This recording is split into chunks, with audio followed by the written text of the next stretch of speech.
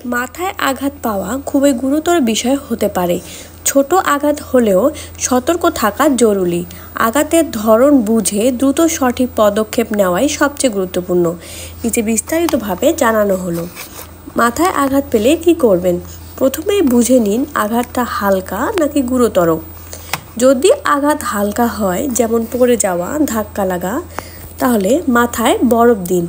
আঘাতের স্থানে ফুলে গেলে বা ব্যথা হলে একটি কাপড়ে বরফ মুড়ে সেই স্থানে 10 থেকে 15 মিনিট চেপে ধরে রাখুন। এতে ব্যথা ও ফোলাভাব কমবে। বিশ্রাম নিন। মস্তিষ্ককে বিশ্রাম দিন। কমপক্ষে 24 ঘন্টা বা খুব বেশি হাঁটাহাঁটি বা কষ্টের কাজ থেকে বিরত থাকুন। মাথা নিচু করবেন না। আঘাতের পরপরই মাথা নিচু করে কাজ করা বা হঠাৎ উঠে দাঁড়ানো এড়িয়ে চলুন, এতে মাথা ঘুরতে পারে।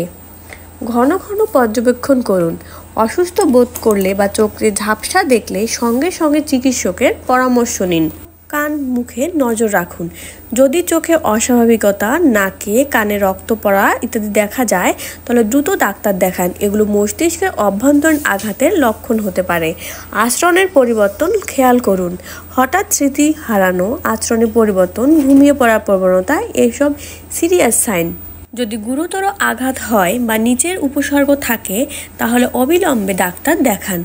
মাথা ঘোরা বা অজ্ঞান হয়ে যাওয়া, বমি বমি ভাব বা বারবার বমি, চোখে ঝাপসা দেখা, চোখের পুঁতলির অস্বাভাবিকতা, কানে পানি বা রক্ত পড়া, স্মৃতি হারিয়ে যাওয়া, মাথা তীব্র ব্যথা করা, নাক বা মুখ থেকে রক্তপাত। কি করবেন না? নিজে নিজে ব্যথানাশক খাবেন না। ঘুমিয়ে পড়া ঠিক না যদি মাথা ঘোরে বা অস্বাভাবিক লাগে। আঘাতের জায়গায় জোরে চাপ দেবেন না। সব ঠিক আছে ভেবে উপেক্ষা করবেন না। প্রাথমিক চিকিৎসা কিটে যা রাখবেন: বরফ ব্যাগ বা cold pack, bandage, antiseptic, pain relief cream. ডাক্তারের পরামর্শ ছাড়া খাবেন না। কখন হাসপাতালে যাবেন? আঘাতের পর অজ্ঞান হয়ে গেলে, চোখে চোখে যোগাযোগ করতে না পারলে, চলাফেরার ভারসাম্য রাখতে না পারলে, শরীরের কোনো অংশ অবশ হয়ে গেলে। মাথায় আঘাত হলে ছোট বলে অবহেলা করবেন না। প্রথম 24 ঘন্টা খুব গুরুত্বপূর্ণ। লক্ষণগুলো খেয়াল রাখুন এবং প্রয়োজনে দ্রুত চিকিৎসা নিন। সতর্ক থাকাই জীবনের জন্য নিরাপদ।